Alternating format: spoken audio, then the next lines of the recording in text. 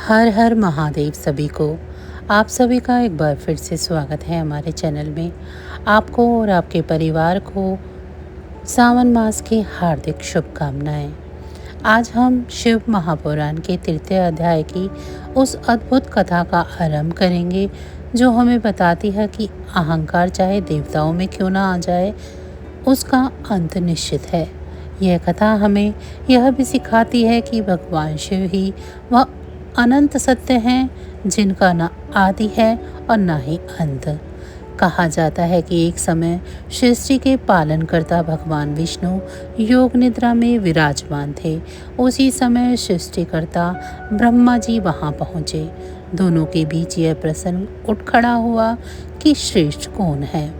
ब्रह्मा जी बोले, मैं सृष्टि का रचयिता हूँ, मेरे बिना किसी प्राणी का जन्म संभव नहीं, इसीलिए सबसे महान मैं हूँ।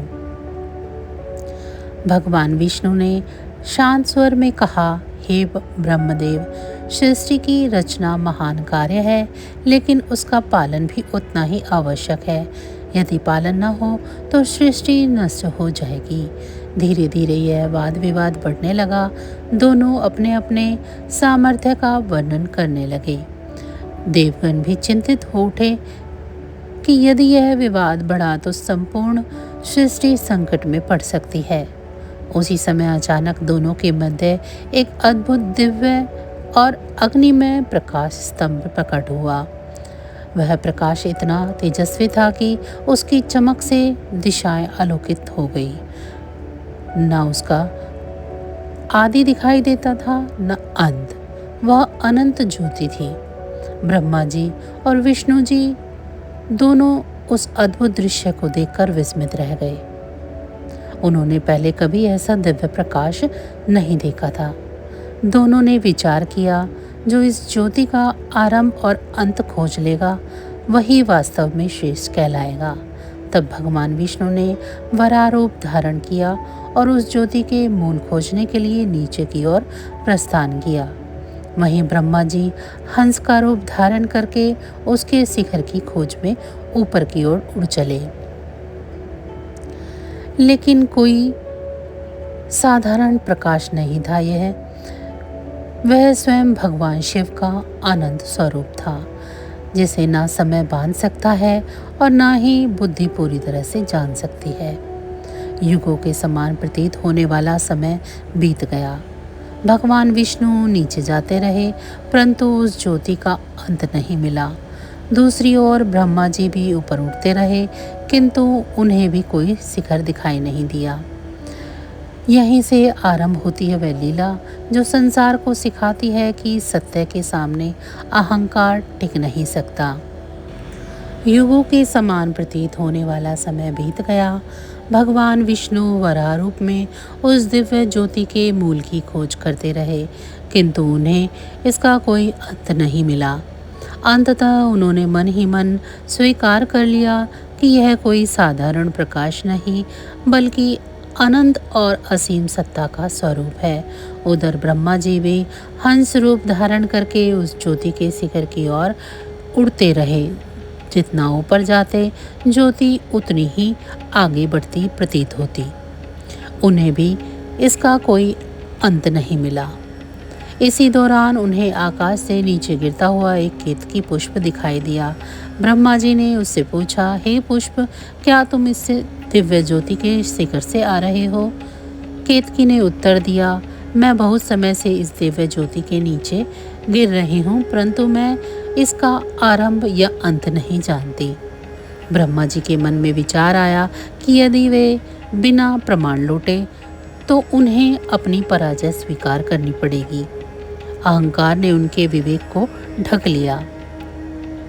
उन्होंने केतकी पुष्प से कहा, यदि तुम मेरे साथ चलकर यह कह दो कि मैं इस ज्योति के शिखर तक पहुंच गया और तुम वहां साक्षी थी, तो मेरी विजय हो जाएगी। क्षण भर के लिए केतकी पुष्प भी इस आग्रह में आ गया और उसने असत्य का साथ देने का स्वीकृति दे दी। कुछ समय बाद ब्रह्मा जी और भगवान विष्णु पुनः उसी स्थान पर मिले। भगवान विष्णु ने विनम्रता से कहा, मैंने पूरी शक्ति लगा दी, परंतु इस दिव्य ज्योति का मूल नहीं खोज सका। मैं स्वीकार करता हूँ कि यह अनंत है। इसके विपरीत ब्रह्मा जी ने गर्व से कहा, मैं इसके शिखर तक पहुँच गया था। यह केतकी पुष्प मेरी साक्षी है। केतकी पुष्प ने ब्रह्मा जी की बात का समर्थन कर दिया, लेकिन सत्य को कौन छिपा सकता है। उसी क्षण वह अनंत अग्निस्तंभ भयंकर प्रकाश के साथ कंपन करने लगा। चारों दिशाओं में डमरू की दिव्य ध्वनि गूंज उठी। देवता, ऋषि और सिद्धजन विस्मय से भर गए। उस अनंत ज्योति से स्वयं भगवान शिव अपने दिव्य स्वरूप में प्रकट हुए।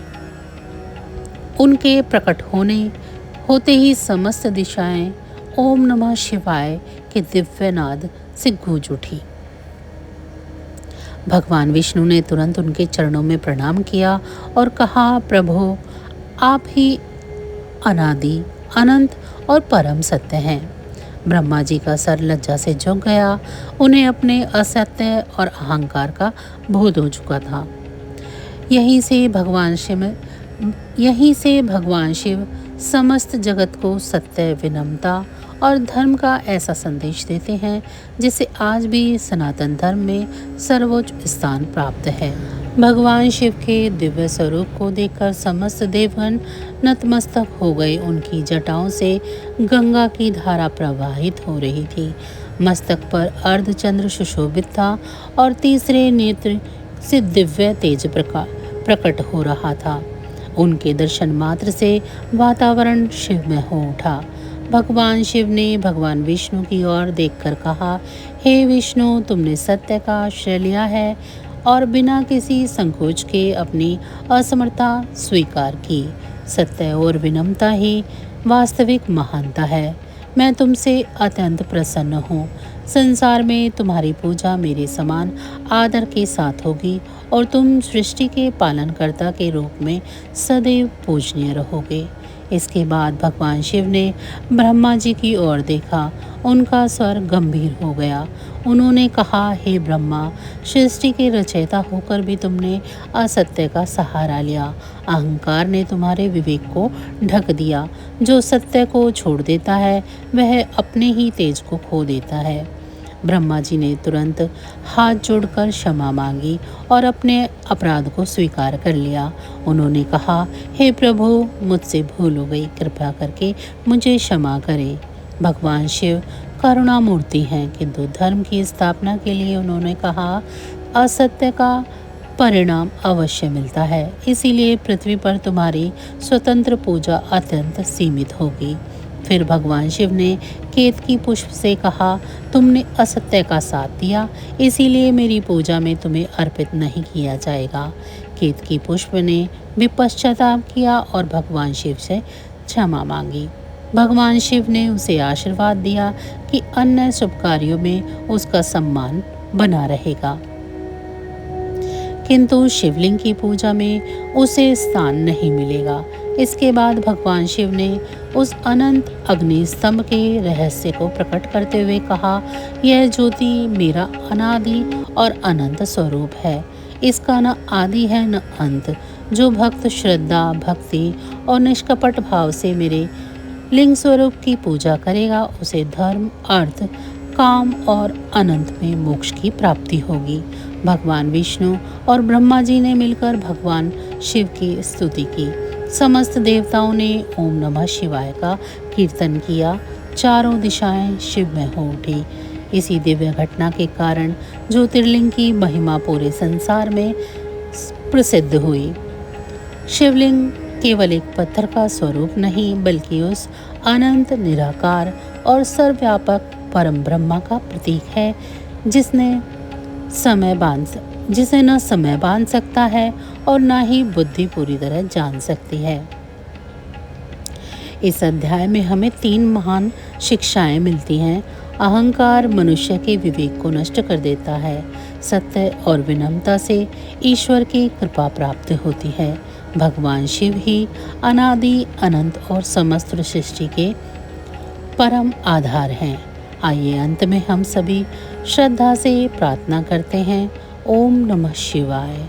हे महादेव, हमें सत्य के मार्ग पर चलने की शक्ति दे, अहंकार से दूर रखें और अपने चरणों में अटूट भक्ति प्रदान करें। हर हर महादेव। आशा करते हैं आप सभी को हमारी आज की ये वीडियो पसंद आई होगी। वीडियो अच्छी लगी है तो इसे लाइक करें। चैनल को अभी तक सब्सक्राइब नहीं किया है तो ऐसी ही और वीडियो के लिए चैनल को भी सब्सक्राइब कर लें और कमेंट बॉक्स में हर हर महादेव ज़रूर लिखें। भगवान महादेव की कृपा दृष्टि आप सभी पर हमेशा बनी रहे। इसी के साथ आप सभी का बहुत बहुत धन्यवाद। नमः शिवाय।